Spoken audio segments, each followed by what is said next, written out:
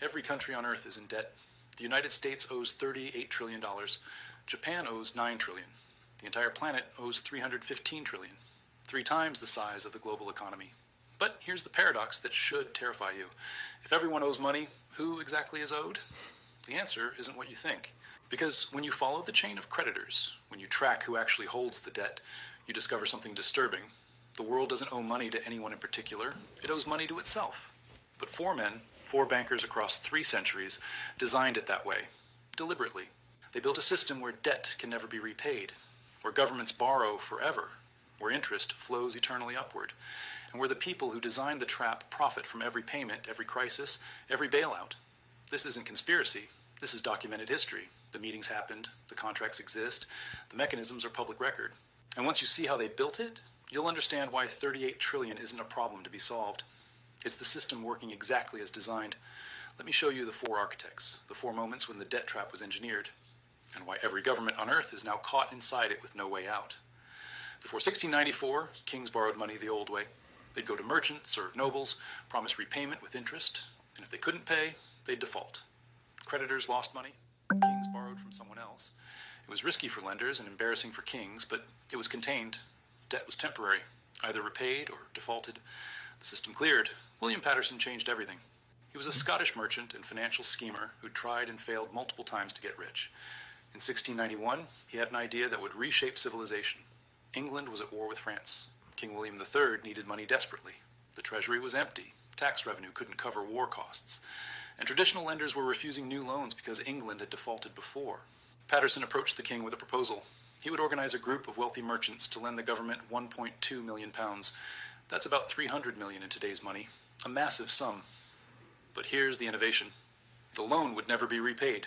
Instead, the government would pay interest forever, 8% annually. And to manage this arrangement, Paterson proposed creating a new institution, the Bank of England. The mechanics were revolutionary. The merchant lenders would give their gold to the Bank of England. The bank would lend it to the government. The government would pay interest annually from tax revenue. And the bank would pay that interest to the merchant lenders. But here's the critical detail. The government wouldn't repay the principal, ever. The loan was permanent. Why would merchants accept this?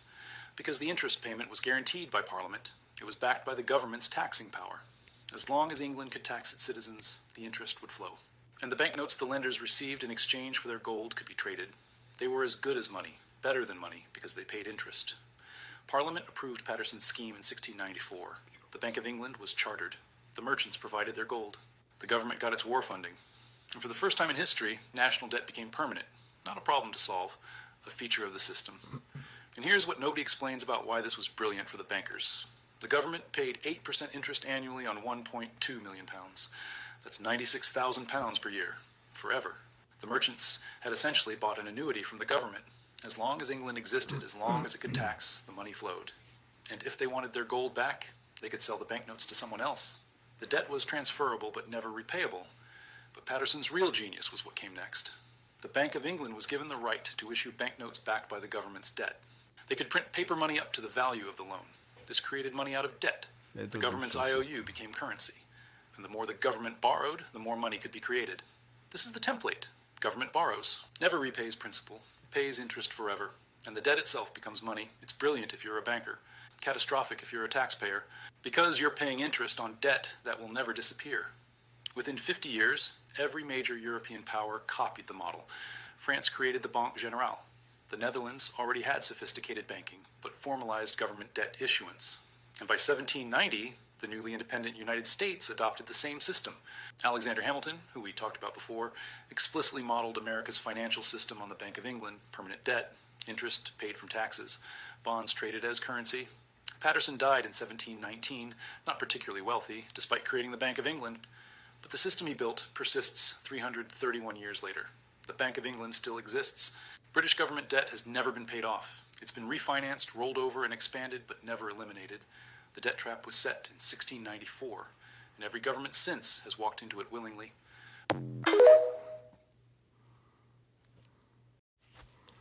I'm not sure if you understand what that person was saying, but everything he was saying was probably about right. As you know, the United States of America does owe around $38 trillion currently. It's just going to go up. Therefore, in order for them to continue paying the interest on the money, which is about $4 trillion currently, they will need to start raising taxes. The way this system works is through taxation. The more debt, the higher taxes. But they're smart about it. The only way they raise taxes is not by directly raising taxes on you. What they usually do is they raise taxes on products that you buy every day. That's how they raise taxes. If something costs $1 now, when they need to raise taxes, that product is going to cost $1.25. They are raising prices on the products you buy every day, basically. Lately, for the last 25 years, have you noticed things has gone up a lot more than you think? And that is because of that war on terrorism that cost us about $10 trillion, which was all borrowed money, including all the bailouts, including when COVID hits and they had additional bailouts. But as you know, those bailouts was additional income for those people who make a lot of money, because those bailouts will also borrow imprinted money. The point is, people, you are getting scammed and you don't know how yet. That's the problem. Your government is scamming you. These banking institutions, they own you. Debt is owned by every single American. It's just about debt. But the thing is that right now, those debts are enslaving us, enslaving you, enslaving me, enslaving every working class human being that works in the United States and around the world. I mean, it is crazy the type of scam this is. I mean, think about it.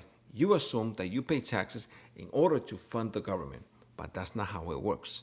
You're paying taxes to basically keep this scam going, because the tax you pay for is usually kept with all those tax loopholes that the very wealthy have. Well, they get to keep a lot of your money, and the rest goes to pay the interest on that debt. And it's only going to continue happening the same way. Inflation will continue going up, right? Everything that you buy every day goes up. But the problem right now is that your salaries are not going up. That means you're becoming more and more of a slave. They found a way to enslave us. This is modern day slavery, people. You need to wake up and look at this system. This system is really, really enslaving all of us.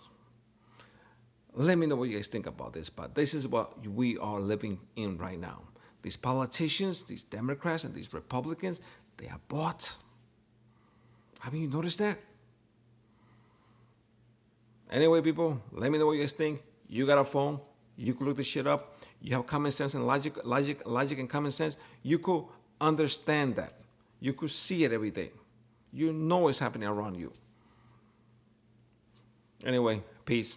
See you.